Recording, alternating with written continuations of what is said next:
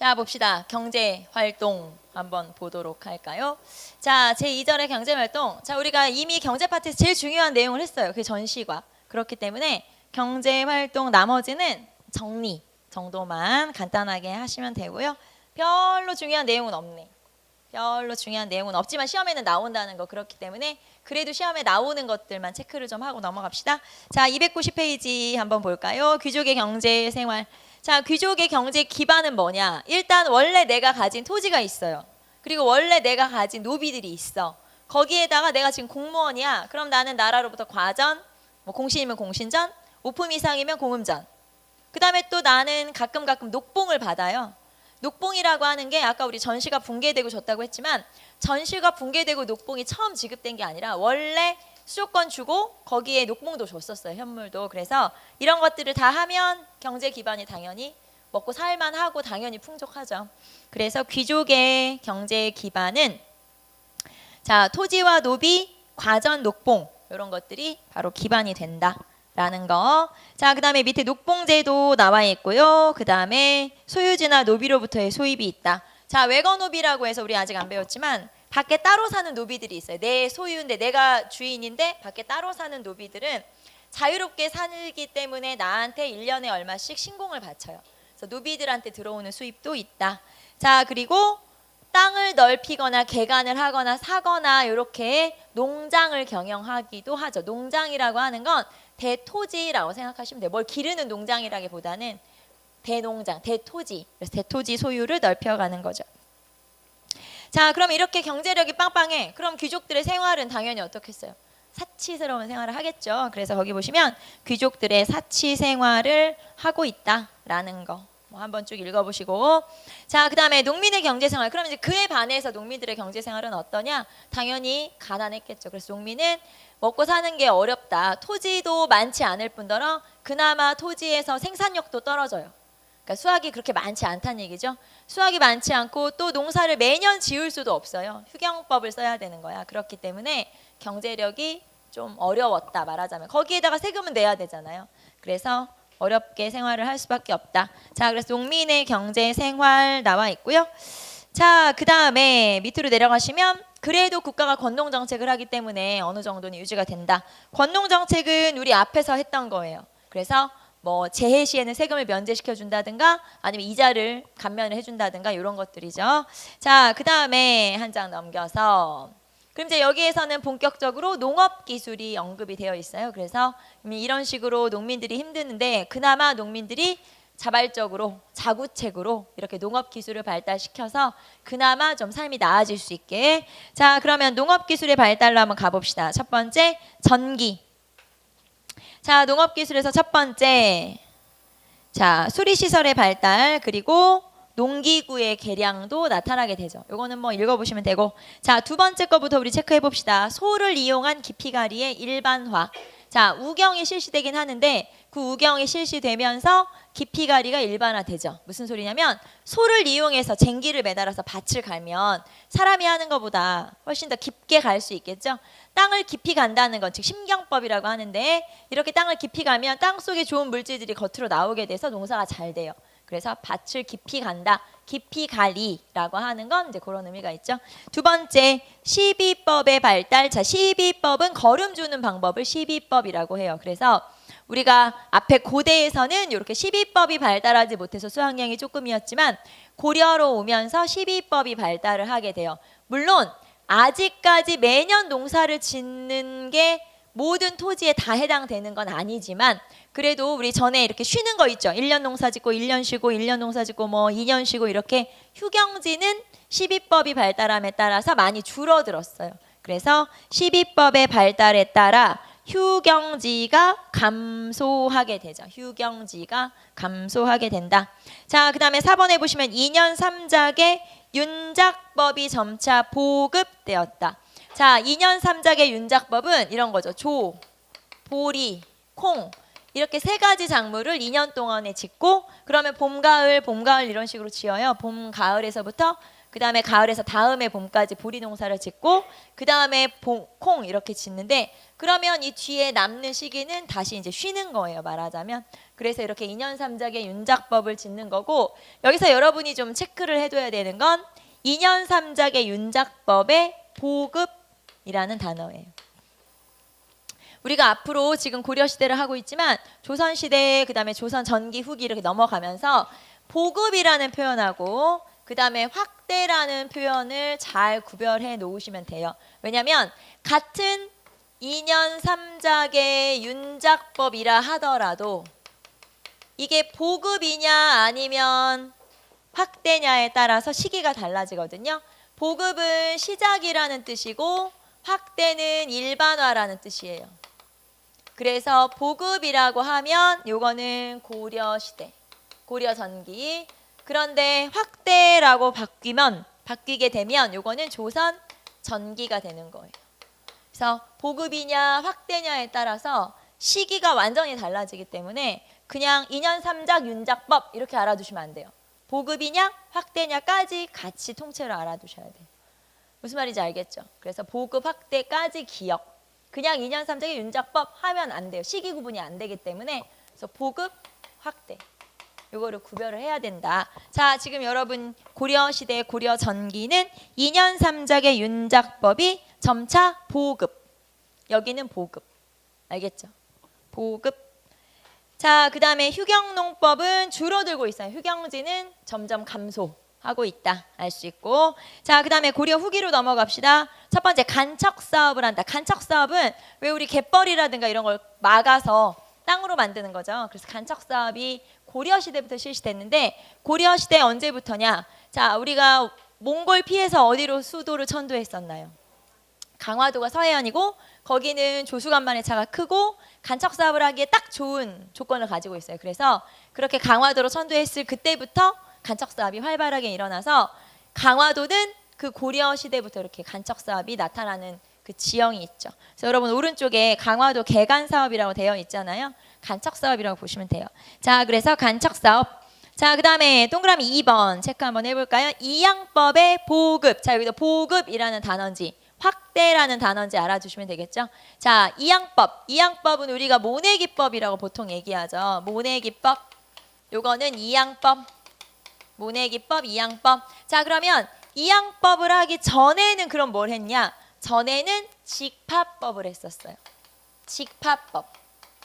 직파법이라고 하는 건 뭐냐면 이렇게 논이 있으면 막 이렇게 뿌리는 거. 씨를 뿌리는 거죠. 그래서 이때는 사실 우리가 논이라고 지금 제가 얘기했지만 논이냐 밭이냐 우리가 보통 논밭을 어떻게 구별해요? 요즘에는 우리는 물이 있으면 논이고 없으면 밭이지 이렇게 우리는 생각하기 쉽지만 이때는 이제 꼭 그런 개념은 아니에요. 왜냐하면 논인데 여기 물이 없어. 그래서 이 논밭을 우리가 구분하는 기준하고 좀 다르다고 보시면 돼요. 자, 어쨌든 직파는 그냥 이렇게 씨를 아무렇게나 뿌리는 거죠. 여기서 이제 자라는 거예요. 벼가. 그런데 이양법이라고 하는 건 미리 모판에다가 모를 길러요. 이렇게 모판에 모를 길러서 이거를 옮겨 심는 거죠. 말하자면. 줄 맞춰서 빤듯이 이렇게 옮겨 심는 거죠. 그러면 이렇게 되면 뭐가 좋냐? 이렇게 직파에서 이양법으로 가게 되면 첫째, 여기는 이렇게 아무렇게나 씨를 뿌리기 때문에 여기서부터 이 씨부터 이제 자라야 되잖아요. 모종이 말하자면 이렇게 벼가 자라야 되는데 여기는 안 자라는 것도 많이 있어요. 이런 식으로 겹쳐서 뭐 자라기도 하고 겹쳐서 씨 뿌려지기도 하고 하니까. 그런데 여기는 미리 모판에 모를 기르고 좋은 것만 옮겨 심는 거예요. 잘 자라는 것만. 안 나는 거 이런 거 빼고. 그러니까 당연히 단위 면적당 수확량은 늘어나겠죠. 그 다음에 두 번째, 여기는 줄 맞춰서 이렇게 반듯하게 심기 때문에 이렇게 뿌려놓고 이제 씨를 또는 옮겨 심고 이렇게 하고 나서 여름이 되면 무조건 잡초가 자라요. 이때는 뭐 비료 이런 게 뭐 퇴비 뭐 이런 게 농약 이런 게 없으니까 잡초가 정말 많이 자라는데 그 잡초를 다 뽑아줘야지 벼가 잘 자라거든요. 그런 걸 김매기라고 그래요. 잡초 뽑는 거를 여름에. 그래서 이 김매기를 해야 되는 게 정말 큰 일인데 이렇게 직파 아무렇게나 뿌린 거에서 김매기를 하는 것보다 이렇게 반듯하게 줄 맞춰서 심어놓은 거에서 김매기를 하게 되면 일손이 그만큼 확 줄어드는 거죠. 그래서 자, 직파에서 이양법을 하게 되면 좋은 점이 첫째, 수확량은 2배 이상 늘어나요. 둘째, 노동력은 절반 정도 줄어들어요. 노동력은 그만큼 줄어든다. 그렇기 때문에 이 이양법을 안 할 이유가 없겠죠. 당연히 이양법이 훨씬 좋으니까. 그런데 문제는 이양법을 다 할 수는 없었죠. 이때까지는. 자, 그리고 이제 이게 조선으로 가면 더 확대가 되긴 하는데 어쨌든 이때는 이런 이양법이 이제 막 시작된 거예요. 자, 그래서 다시 한번 볼게요. 자, 이양법의 보급 거기 보시면 자, 직파법 대신에 이양법이 남부지방 일부의 보급, 이제 막 보급된 거예요. 그래서 남부지방에서만 조금, 일부니까 남부지방에서도 조금만 보급이 됐던 거죠. 그래서 이제 모내기가 시작된 거구나. 그게 고려 말이다.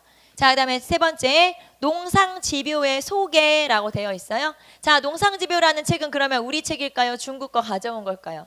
중국 거 가져온 거겠죠. 소개라고 써 있는 거 보니까 여기 이 책은 중국 화북지방의 농법을 소개한 책이에요. 우리 거 아니고. 아직은 우리나라의 농사책은 그럼 없는 거죠. 중국의 농사책을 가져와서 소개를 했었다. 그게 바로 농상지묘라고 하는 책이고. 자, 그다음에 마지막 목화씨 전래. 뭐 이거 우리 다 아는 목화씨 누가 가져와요? 문익점. 그래서 문익점이 가지고 들어왔고 거기 보시면 두 번째 줄에 정천익에게 주어 재배하도록 했다. 정천익은 장인어른이에요. 그래서 목화씨만 가져왔고 문익점은 이 씨를 가져왔는데 얘가 우리나라 풍토에 맞게 자랄지 안 자랄지 모르잖아요. 길러봐야지. 그래서 정천익이라는 사람과 함께 재배를 하여 재배에 성공한 거예요. 그래서 이게 나중에 전국으로 확대가 되죠. 그래서 목화씨가 도입. 아직 확대된 건 아니에요. 그냥 가지고만 들어온 거지. 도입이라고 볼 수 있죠. 자, 그래서 농업기술에서 고려 전기, 그 다음에 고려 후기, 농업기술은 좀 체크해둘 필요가 있다. 자, 그 다음에 수공업의 활동으로 갑시다. 수공업 활동으로는 자, 거기 두 번째 줄부터 봅시다. 고려 전기에는 관청수공업과 소수공업이, 후기에는 사원수공업과 그 다음에 민간수공업이 발달하였다. 자, 우리는 이것만 알면 돼요. 사실 여기 뭐 특징적인 게 별로 없으니까. 다시 고려 전기에는 관청수공업, 소수공업. 그 다음에 고려 후기에는 민간수공업, 사원수공업. 이렇게만 알아두시면 되죠. 관청수공업이라는 건 관청의 수공업자들이 공장 안에 등록이 되어 있어요. 그래서 야 와서 일해. 그럼 가서 일을 해서 물건을 납부하도록 되는 게 관청수공업. 그 다음에 소수공업은 향부곡 소할 때 그 소, 특수행정구역. 자, 여기에서 물건을 만들어서 국가에 공물로 바치는 거예요. 소수공업. 자, 그 다음에 사원수공업에서 사원은 뭘까요?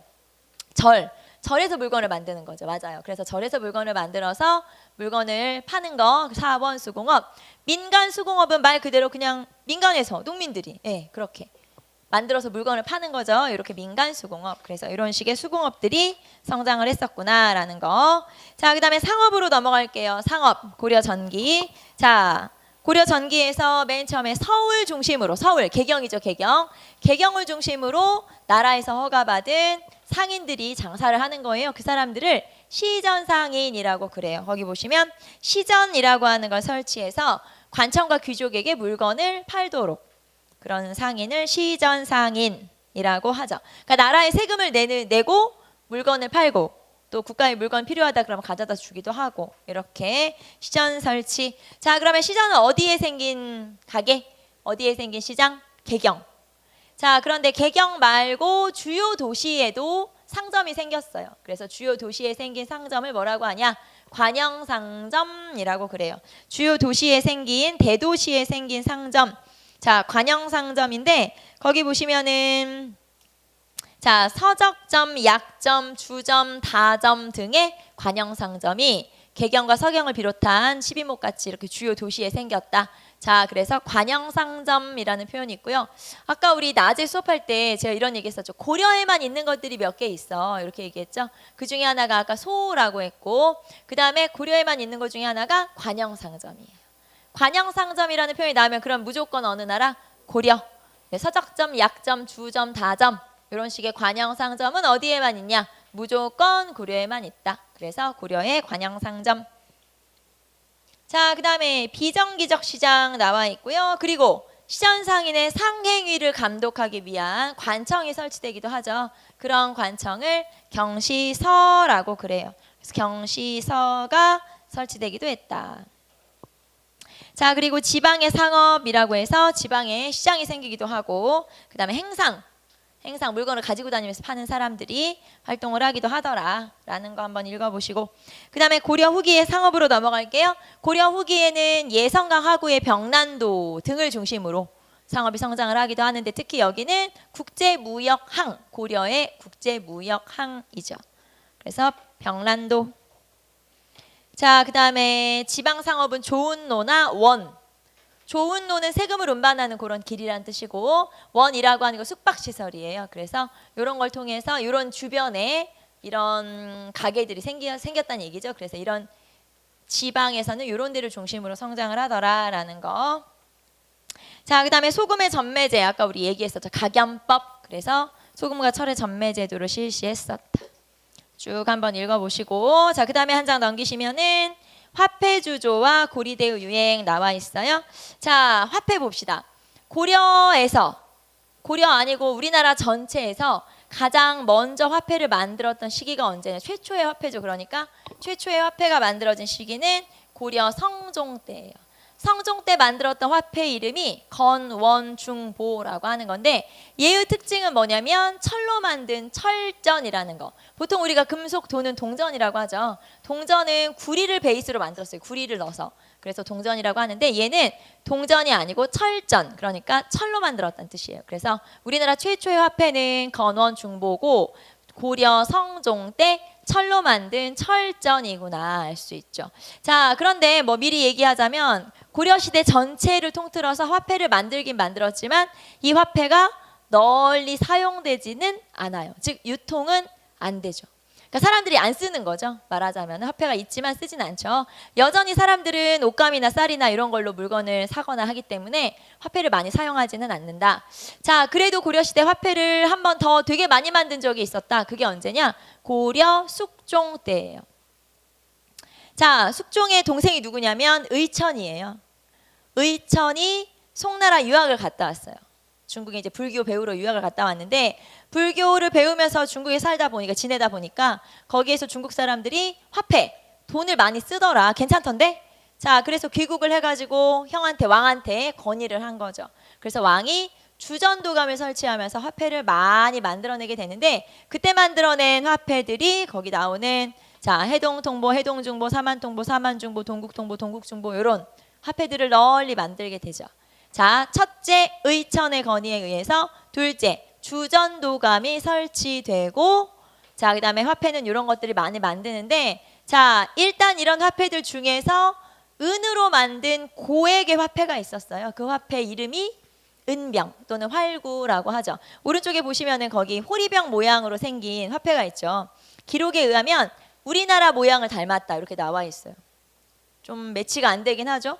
호리병 모양으로 생겼는데 우리가 볼 때는 자, 그래서 이게 은병 활구 이거는 은으로 만든 화폐이기 때문에 고액의 화폐라고 볼 수 있죠. 고액의 화폐 은병 활구. 자, 그러면 우리 금방 주전도감 설치해서 의천의 건의에서 이렇게 돈을 많이 만들었던 게 어느 왕이었어요? 숙종. 숙종 기억하시면 돼요. 숙종. 그래서 숙종 때 이렇게 돈을 많이 만들고 고액의 화폐는 은병이구나 알아두시면 되겠죠. 하지만 전반적으로 봤을 때 화폐는 거의 사용 안 했다는 거, 유통이 부진했었다라는 거. 자, 그 다음에 밑으로 옆으로 가시면 297페이지 고리대라고 나와 있어요. 고리대. 자, 고리대는 돈 빌려주고 이자 많이 받는 지금의 뭐 사채 이런 것처럼 자, 그래서 고리대가 성행을 하죠. 그래서 일반 백성들이 굉장히 더 먹고 살기 힘들었던 거예요. 고리대가 성행을 하다 보니까. 자, 그래서 이런 고리대를 해결하기 위해서 보완하기 위해서 보라고 하는 그런 제도를 만들었어요. 보 만들었죠. 우리가 배운 보 중에는 뭐가 있나요? 제위보, 맞아요. 제위보, 고려 광종 때 빈민을 구제하기 위해서 만든 보가 있었다. 자, 그럼 보라고 하는 게 뭐냐면 일단 기금을 만들어요. 여러분하고 제가 돈을 모아서 재단처럼 기금을 만들죠. 자, 그리고 이 기금을 사람들한테 이제 대출을 해주고 거기에서 이자를 조금씩 받아요. 자, 그래서 이자를 쫙 모아서 이 이자를 가지고 원금은 놔두고 이자만 가지고 어떤 공공 사업을 하는 거예요. 이런 걸 보라고 하고 이 보 중에 가장 대표적인 게 제위보, 빈민을 구제하는. 자, 거기 밑에 표를 보시면은 보 종류가 쫙 나와 있죠. 물론 이걸 다 알으란 얘기는 아니에요. 한번 쭉 읽어보시면 돼요. 광학보, 학보, 경보, 그 다음에 뭐 팔관보도 있고 광학보 아까 있죠. 광학보, 그 다음에 제위보 이런 여러 가지 보들이 있다. 그래서 원래는 고리대를 보완하기 위해서 만들었으나 결국 얘네들도 고리대로 변질이 돼버려요. 나중에 별로 의미는 없다. 여러분은 이 정도 알아두시면 돼요. 제위보, 광종. 제위보 정도 알아두시면 되겠죠. 자, 그 다음에 한 장 넘겨서 무역활동 갑시다. 무역활동. 자, 고려는 공무역 중심이었고 거기 보시면 아까 우리 국제무역항으로 활용됐던 곳이 어디? 활발하게 활동했던 곳이 어디예요? 거기서 이제 상업이 활발하게 이루어진 곳이 병란도. 예성강 하구의 병란도. 자, 예성강 나와도 병란도구나 이렇게 생각하시면 되죠. 예성강 하구의 병란도. 자, 그러면 이 병란도에서 주로 이제 국제 무역이 이루어지게 되는데 이 무역이 주로 어느 나라와 어떤 물건을 사고 팔았는지를 좀 체크하시면 돼요. 그래서 여러분 오른쪽에 보시면은 지도가 나와 있죠. 자, 지도에서 나라들 위치부터 한번 쭉 보세요. 여진, 거란, 송나라, 그리고 일본, 그리고 아래에서부터 이렇게 올라오는 화살표 보이죠? 어디? 아라비아. 그래서 아라비아 상인들까지도 드나들었다는 거. 그래서 쭉 체크 한번 해보시고 그 다음에 여기서 이제 다른 나라는 구체적으로 무역품까지는 잘 안 물어보지만 고려는 무역품을 좀 자세히 물어보는 편이에요. 그래서 어느 나라와 뭘 사고 팔았는지까지 체크하시면 돼요. 자, 예를 들면 거란하고 여진 한번 보세요. 거란, 여진 비슷한데 자, 거란하고 여진은 뭘 가져왔어요? 주로 뭘 가져오는 모피나 은 같은 걸 가져오죠. 그 대신 식량이나 농기구나 뭐 이런 거를 가져갔죠. 그래서 거란이나 여진이 좀 비슷하다. 자, 그다음에 일본으로 한번 내려가 보세요. 일본은 뭘 가져왔어요? 주로 일본 같은 경우는 수은이나 유황이나 이런 걸 가져왔죠. 자, 그리고 우리나라로부터 뭘 실어갔는지 한번 보세요. 곡식, 인삼 뭐 이런 걸 가져가죠. 서적 이런 거. 자, 그리고 송나라. 자, 사실 가장 우리나라와 무역이 활발했던 나라는 어디? 송나라겠죠. 가장 절친이었으니까. 그래서 송나라와 무역. 자, 주로 뭘 사고 팔았는지도 수입 수출품 한번 체크해 보세요. 주로 중국에서 가져오는 거니까 비단, 서적, 도자기, 약재 뭐 이런 것들을 주로 가져오고 주로 우리나라에서의 수출품도 한번 뭔지.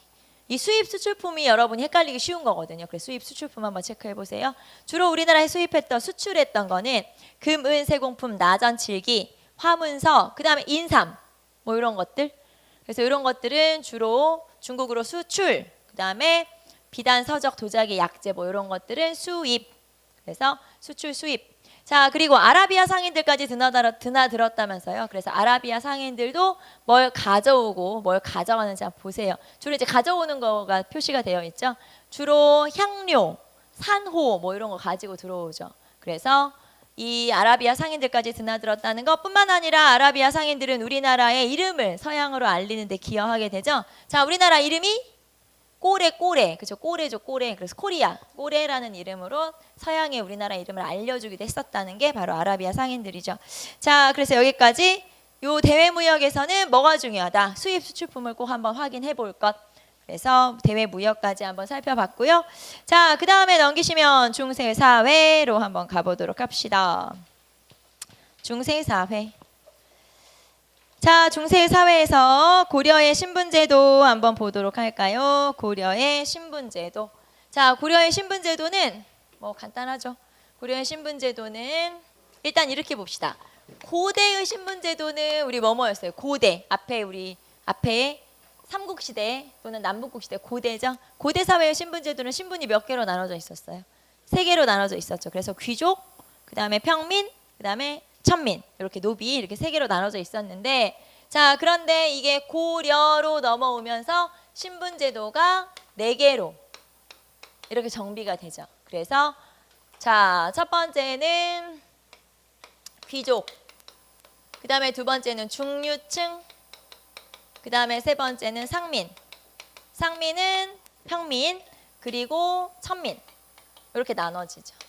그래서 귀족, 중류, 상민, 천민 이렇게 나눠지고 귀족은 우리가 앞에서 배웠던 문벌귀족이 기반이 되죠. 그리고 이 중에서 나중에 권문세족, 그 다음에 뭐 신진사대부 이런 사람들이 있다. 이렇게 볼 수 있고요. 자, 그 다음에 중류.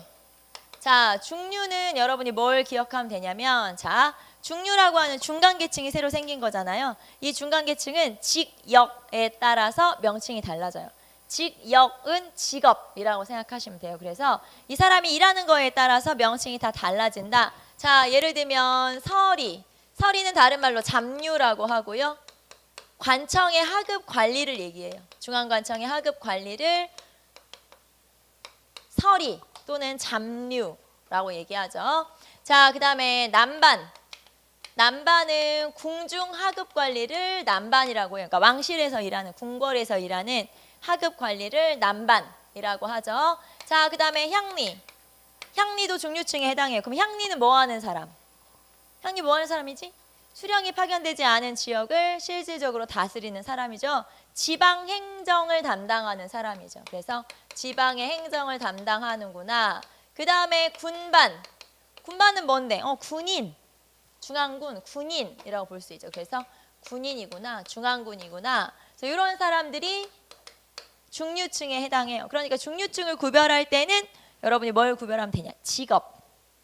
남반이 뭐 하는 사람인데 남반은 궁중의 하급 관리야. 이런 식으로 직업을 구별하시면 돼요. 서리는 뭐 하는 사람인데 중앙관청의 하급 관리 잡류야. 이런 식으로 구별하시면 돼요. 그래서 여기서는 직업을 구별하시면 되고, 그 다음에 이 중류층의 특징은 이런 거죠. 자, 우리 앞에서 했던 것처럼, 자, 이 사람들은 아버지의 직업을 세습하죠. 그래서 우리가 뭐라고 쓰면 될까요? 직역이 세습돼. 자, 그러면 직역이 세습되면 대체적으로 뭐도 세습돼요? 토지도 세습되죠. 우리 아까 얘기했던 것처럼 직역이 세습되면 토지도 세습되는구나. 그래서 직역이 세습되면 토지도 세습된다. 이런 식으로 직역이 세습되는 경우가 많다. 이 말이죠. 자, 그 다음에 상민 갑시다. 상민은 평민. 자, 상민 중에서 가장 많은 사람들은 당연히 농민. 그쵸? 농민이 제일 많아요. 자, 그런데 이 농민을 뭐라고 하냐? 백정이라고 불러요. 자, 농민을 뭐라고 불러요? 백정이라고 부른다. 그래서 백정농민 또는 백정. 농민을 백정이라고 부르는구나. 자, 그 다음에 상인, 장사하는 사람. 그 다음에 수공업자. 그 다음에 향, 부곡, 소민. 이 사람들도 양인, 평민. 그래서 향, 부곡, 소민. 향, 부곡, 소민에 해당하죠. 그래서 이렇게 알아두시면 되고, 자, 그 다음에 천민. 천민 중에 가장 많은 사람들은 누구일까요? 당연히 노비겠죠. 그래서 노비. 천민 중에 가장 많은 사람들이 노비고요. 그 다음에 화척, 진척, 양수척, 그 다음에 제인 등등. 이런 사람들이 다 천민에 해당해요. 그래서 제가 한번 쭉 써본 거예요. 일단 이렇게 신분이 나눠지는구나 라는 걸 쭉 한번 써본 거고요. 자, 일단 여러분 301페이지 한번 보시면은 먼저 보고 넘어갈게요. 301페이지 한번 봅시다. 301페이지 한번 보시면 고려 사회의 특징, 이제 사회의 특징이에요. 사회의 특징 한번 봅시다. 첫 번째, 문벌귀족 사회. 귀족, 문벌, 가문이 강조된다는 얘기죠. 두 번째, 개방적 사회. 개방적 사회라고 하는 건 신분 상승이 가능하다는 뜻이에요.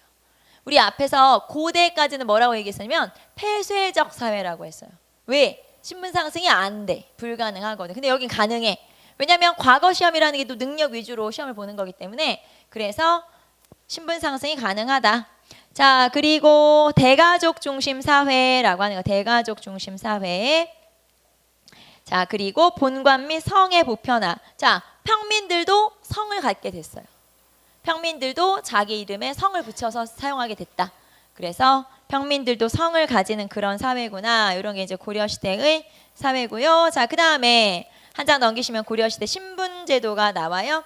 자, 고려시대는 법제적으로 양천제. 자, 법제적으로 양천제라고 하는 건 이렇게 나눠질 수 있다는 거예요. 이렇게 세 개의 신분은 양인.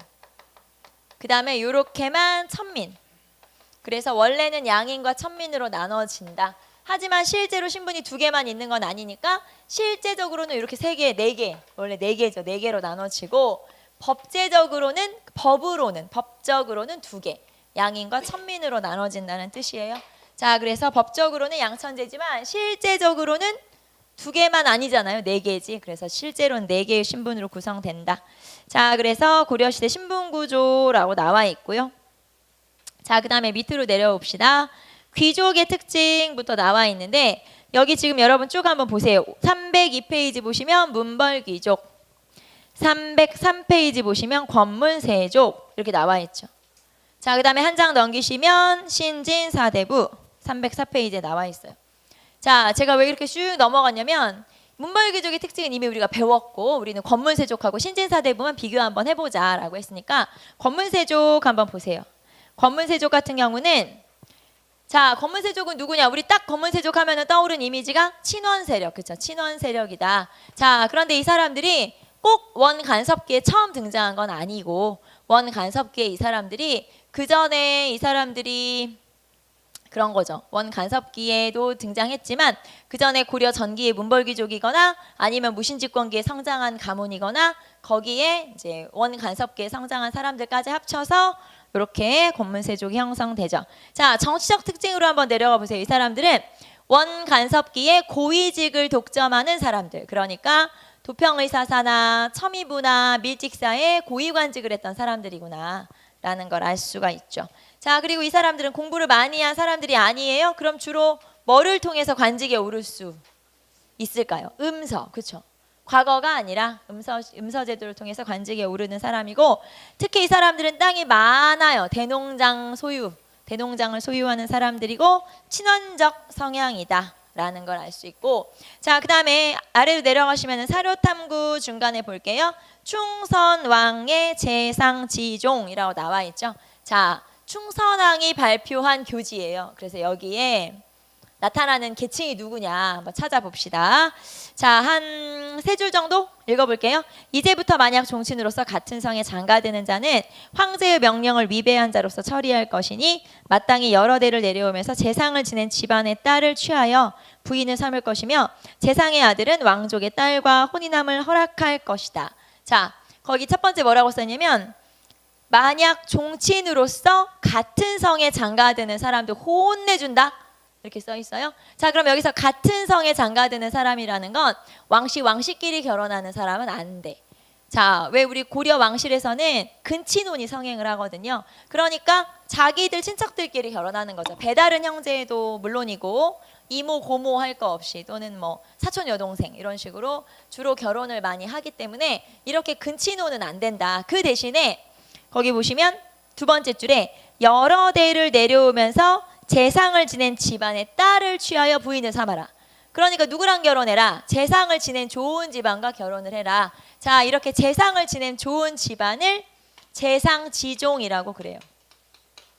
자, 재상을 지낸 좋은 집안을 재상의 집안 이런 뜻으로 재상지종이라고 하는데 그러면 결국에는 재상지종이란 자, 지금 이거를 발표한 사람이 누구라고요? 충선왕. 그럼 이거 원간섭기죠? 원간섭기에 재상을 지낼 만큼 되게 좋은 집안들이야. 그럼 누구를 말하는 거예요? 그렇죠. 결국에는 재상지종이 누구를 말하는 건데 권문세족이구나. 자, 그래서 재상지종은 권문세족이구나 라는 걸 알 수 있죠. 재상지종은 권문세족이야. 자, 그래서 재상지종이 권문세족이라는 거 알아두시고 자, 그 다음에 신진사대부 갈게요. 하급관리나 지방향리의 집안이죠.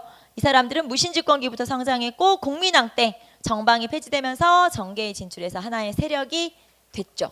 그래서 이런 사람들. 자, 그리고 땅은 조금 있죠. 조금. 먹고 살 만큼만 힘들 정도.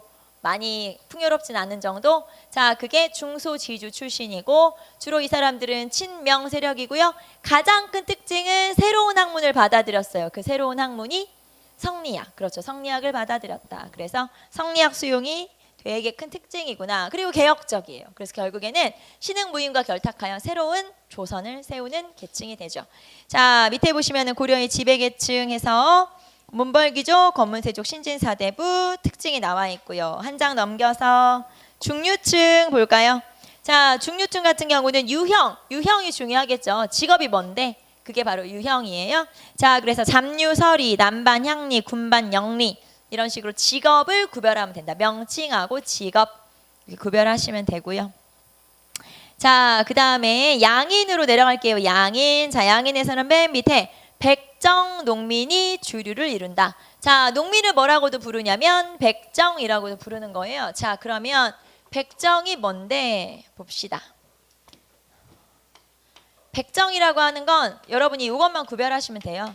백정이라고 하는 게 고려시대에도 백정이라는 표현이 있고 조선시대에도 백정이라는 표현이 있어요. 그래서 고려의 백정과 조선의 백정이 뭐가 다르냐.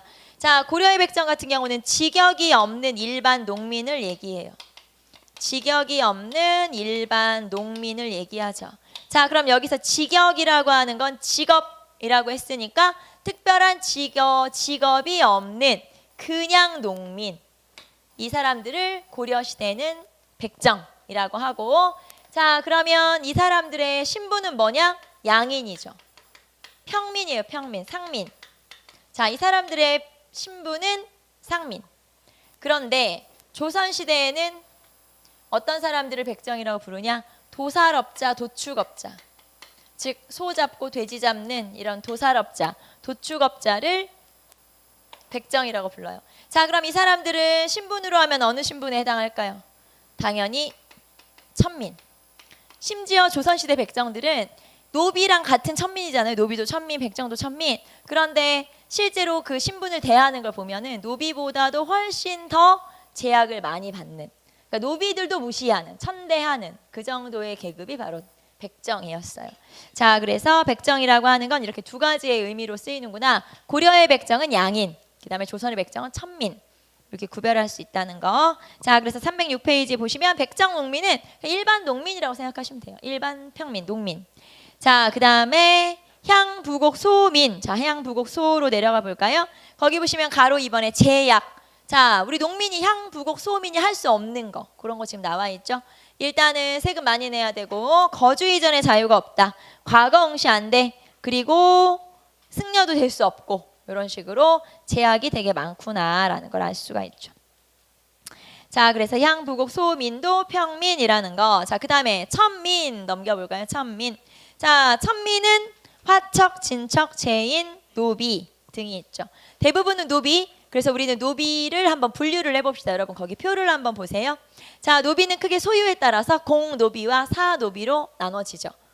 그러니까 개인에 속했냐 국가에 속했냐. 자, 공노비는 다시 입역노비와 그 다음에 납공노비로 나눠지죠. 거기 보시면 입역노비, 공역노비라고 되어 있죠. 관청에 소속돼서 관청에서 일을 해주는 그런 노비를 우리가 입역노비 라고 하고, 자, 그 다음에 따로 살면서 뭐 국가의 토지를 농사를 짓는다든가 하면서 자, 나라에 신공을 바치는 그런 노비, 따로 사는, 그래서 평민과 거의 다름없는 이런 노비를 납공노비라고 해요. 신공을 납부하는 노비, 이런 뜻이죠. 그래서 납공노비. 자, 거기 보시면 입역노비, 납공노비.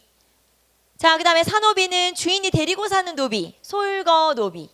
그 다음에 주인과 따로 살면서 주인의 토지를 뭐 농사를 지어준다든가 하는 그런 노비는 외거노비. 그래서 솔거노비, 외거노비. 외거노비는 사실 거의 양인하고 비슷하겠죠. 자, 그래서 공노비, 사노비, 그리고 아무래도 외거노비는 주인에게 신공 바친다는 거. 자, 그리고 노비제도의 운영 써있죠. 거기 보시면 일천즉천, 천자수모법 이렇게 써있네. 일천즉천, 천자수모. 자, 일천즉천은 부모 중 한쪽이 천민이면 곧 천민, 무조건 천민. 자, 부모 중에 한쪽이 천민이면 무조건 천민이 되는 걸 일천즉천이라고 하고요. 천자수모라고 하는 건 천자, 천한 사람의 자식은, 즉 천민의 자식은 엄마 쪽 따라가는 거다, 이런 뜻인데, 이게 무슨 뜻이냐면 이런 거예요. A의 여자 노비하고 그 다음에 B의 남자 노비가 결혼을 했다고 칩시다. A 소유의 여자 노비랑 B 소유의 남자 노비가 결혼을 했어요. 그리고 나서 여기에서 아기가 태어났네. 그럼 이 아기의 주인은 A냐 B냐, 이거에 따라 달라진다 이 말이죠. 그런데 우리 금방 뭐라고 했었냐면 천자 수모, 그러면 천민의 자식은 수모, 엄마 쪽을 따라간다, 이런 뜻이죠. 그러니까 이 아기는 누구 소유? A의 소유가 되겠죠. 그래서 이 아기는 A의 소유가 된다. 이게 천자수모법이에요. 그래서 일천즉천은 신분에 관한 거. 부모 중 한쪽이 천민이면 무조건 천민이다. 천자수모는 소유, 누구 주인이 누구냐, 그거에 관한 거죠. 그래서 천자수모법이라고 하는 거죠. 자, 그 다음에 밑에 보시면은 노비 이외에 양수척, 버들고리를 만드는 게 양수척이라고 나와 있죠. 짐승을 잡는 하척, 광대인, 제인, 뱃사공인, 진척, 이런 게 있다. 자, 버들고리가 뭐냐면 여러분이 지금으로 따지면 뭐라고 할까요? 소쿠리 같은 거 있죠. 이렇게 대나무 같은 걸 엮은 그런 거예요. 자, 그래서 이런 거를 만드는 게 양수척. 그 다음에 소 잡고 돼지 잡는 도축업자는 화척이라고 하죠. 자, 그러면 이제 여기 지금 이 천민, 노비 빼고 나머지 천민들은 원래 어디서 왔을 것으로 추정하냐면 거란이나 여진족이랑 우리가 막 전쟁하고 이랬잖아요. 거기에서 이제 떨궈진 사람들이죠. 남겨진, 뭐 유민이라고 보통 우리가 얘기하죠. 그런 사람들이 떠돌아다니면서 적당하게 생계를 유지하는 그런 사람들일 거다. 그러면 이 사람들은 호적이 있을까요? 어디 딱 정착하는 게 아니기 때문에 호적이라는 게 인구조사하는 거잖아요. 이 사람들은 호적이 없어요. 호적이 없으면 이 사람들은 세금을 안 내요. 그렇기 때문에 이 사람들은 그냥 떠돌아다니는 유망민처럼 떠돌아다니는 그런 천민계급이구나라는 걸 알 수가 있죠. 자, 그래서 기타 이런 천민까지 한번 살펴봤고요. 자, 여기까지 해서 이제 노비 제도까지 신분제도 살펴봤고, 자, 그 다음에 한 장 넘겨서 사회시책과 법속 볼까요? 사회시책. 사회시책과 법속에서는 농민보호책, 요거는 우리 아까 했던 거니까 한번 읽어보시고, 권농정책, 권농정책도 개간을 장려한다거나 농기구를 없애서 그 무기를 없애서 농기구를 만들어 준다거나 이런 것들 한번 읽어보시고, 자, 그 다음에 한 장 넘기면 312페이지 사회시설과 의료기관 넘어갈게요. 사회시설과 의료기관. 자, 흑창 우리 앞에서 다 했던 거니까 정치사에서 흑창은 어느 왕 때 만들어진 거? 태조 때 빈민구제. 자, 그런데 이거를 이름을 예쁘게 바꿨죠. 성종 때 의창. 네, 사람들이 사용을 많이 안 하니까 예쁘게 이름을 바꿨어요. 의창. 자, 그리고 물가를 조절하는 기구는 뭐였어요? 그거는 상평창. 그래서 의창은 각 주마다 설치해요. 그리고 상평창은 서경, 개경, 12목 이렇게 주요 도시에 설치하는 거고, 자, 그래서 의창, 상평창 이런 게 있죠. 그 다음에 제위보호는 우리 아까 했고, 자, 의료기관으로 갑시다. 병원, 약국 이런 거죠. 자, 동서대비원. 원래는 대비원이라고 하는 게 하나 있었는데 이게 이제 사람들이 많이 이용을 하다 보니까 2개로 늘어나죠. 그래서 정종 때 설치한 대비원을 문종 때 2개로 동서대비원으로 이렇게 확대를 시킨 거고요. 자, 그리고 해민국은 약국이라고 보시면 되고, 그리고 구제도감, 구급도감은 재해 시에 뭐 빈민을 구제하거나 하는, 자, 그런 기관, 재해 발생 시에 구제도감 이렇게 볼 수 있겠죠. 자, 그 다음에 법률로 갑시다. 법률도 법이 있긴 있어요. 그래서 당나라 법을 참고한 71개조의 법이 있긴 있었다. 자, 그런데 이 법이 너무 조금이야. 71개조로 모든 걸 다 우리가 재판을 하거나 판결을 할 수는 없잖아요. 그렇기 때문에 일반적으로는 거기 보시면 관습법에 의거하여, 네, 일반적으로는 관습법에 의거하는 경우가 많았다. 관습법이라는 건 그냥 전해져 내려오는 그런 법을 말해요. 그래서 이런 법에 따르는 경우가 많고요. 대부분의 재판은 지방관이 담당을 했었죠. 자, 그 다음에 중죄라고 써있죠. 자, 고려시대에 제일 심각한 범죄는 뭐야? 자, 당연히 반역죄 무조건 중죄고, 그 다음에 고려시대는 대가족 제도가 원칙이라고 했으니까 불효죄, 그래서 반역죄와 불효죄가 가장 큰 형벌이구나 알 수 있고요. 자, 그 다음에 그 밑에 형벌의 보류가 나와 있죠. 거기 보시면 예를 들면 뭐 귀양을 받은 자가 유영지에 뭐 도착하기 전에 부모가 돌아가시거나 뭐 부모가 나이가 많아가지고 뭐 그럴 경우에는 형을 좀 보류할 수 있다. 여기는 한번 읽어보시고, 자, 형벌의 종류로 갈까요? 형벌은 5가지 형벌로 이루어져 있어요. 태, 장, 도, 유, 사 이렇게 5가지로 이루어져 있죠. 때리는 거예요. 좀 두꺼운 매로, 좀 가는 매로. 장이 좀 두꺼운 매로. 그래서 태, 장 때리는 거. 그 다음에 도는 징역형, 유는 유배형, 멀리 보내버리는 거죠. 그리고 사는 사형. 이렇게 이제 5가지 형벌이 있는데, 자, 여기까지는 그냥 일반적인 형벌이고요. 귀족들을 대상으로 하는 형벌이 따로 있었어요. 그 귀족들을 본관 지역으로, 그러니까 고향이죠, 말하자면 조상의 고향, 본관 지역으로 멀리 보내버리는 거예요. 그런 걸 귀향형이라고 그래요. 귀향형. 자, 거기 다시 보시면 일정 신분 이상의 사람들을, 귀족이란 얘기죠. 귀족들을 죄를 지은 경우 형벌로서 본관지로 보내는 일종의 귀향형을 실시하였다. 자, 이게 멀리 보내버리면 그냥 멀리 가면 되지. 그게 아니고 고려의 귀족들은 대부분 어디 살고 있냐면 다 개경에 살고 있어요. 그러니까 이 사람들한테 야, 너네 가버려, 멀리 가버려, 추방. 그렇게 되면 이 사람들한테는 이게 엄청나게 커다란 형벌이 되는 거예요. 그래서 본관지로, 그러니까 고향, 조상의 고향으로 멀리 보내버리는 게 엄청난 형벌이다. 그래서 귀족들은 귀향형을 굉장히 무서워하죠. 귀향형의 대상이 되는 게 귀족이고, 자, 여러분 앞에서 고려에만 있는 것들이 몇 개 있다. 기억나요? 뭐뭐 있었죠? 소 있었고 관영상점 있었고 귀향령도 그래요. 귀향령도 다른 나라에는 없어요. 조선 없어요. 그 다음에 삼국 있었어? 없었어요. 고려에만 있어요. 그래서 귀향형, 그 다음에 향부국 소 중에 소, 그리고 관영상점. 이렇게 세 가지는 딴 나라는 없는, 고려에만 있는 독특한. 그래서 이거 고려에만 있는 거구나 알 수가 있고요. 그 다음에 나머지 이제 뭐 삼심제 이런 것들 한번 읽어보시고, 그 다음에 풍속 넘겨보시면 연등회와 팔간회 이런 것들 나와 있죠.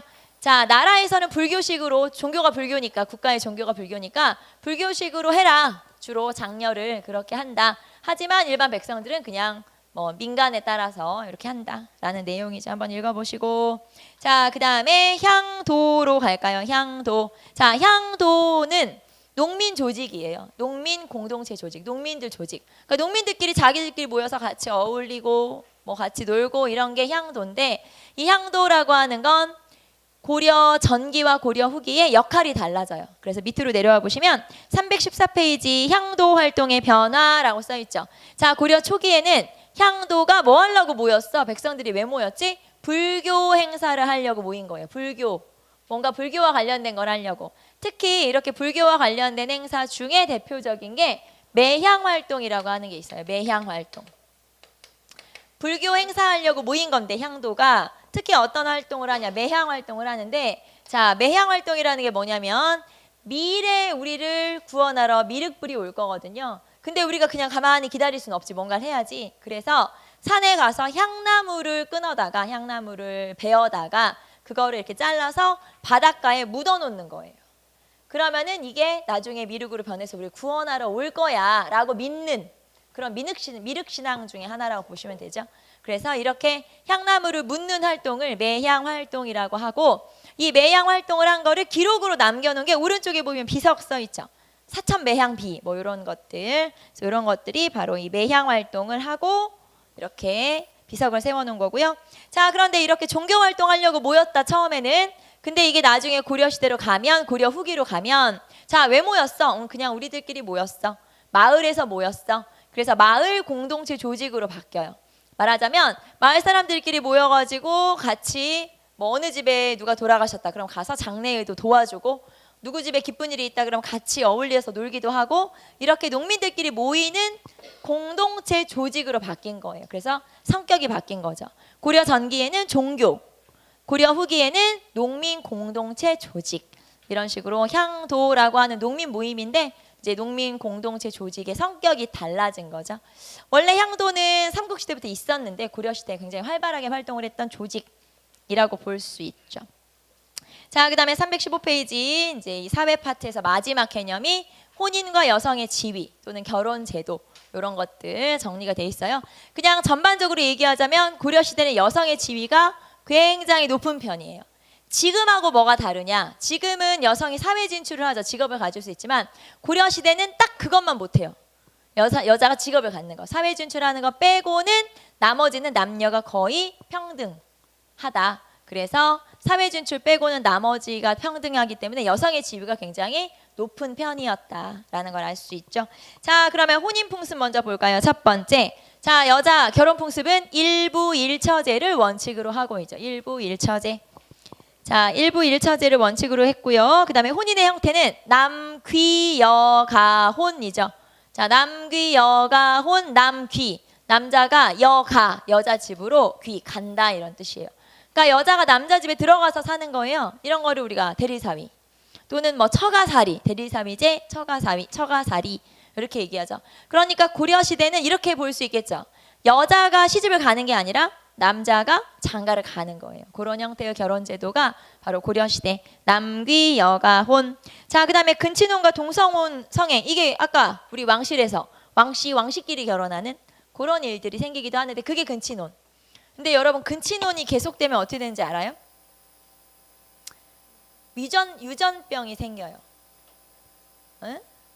이건 다 과학 시간에, 생물학 시간에, 생물 시간에 왜 그런 거잖아요. 이렇게 근친혼, 신라도 그랬고 고려도 그랬거든요.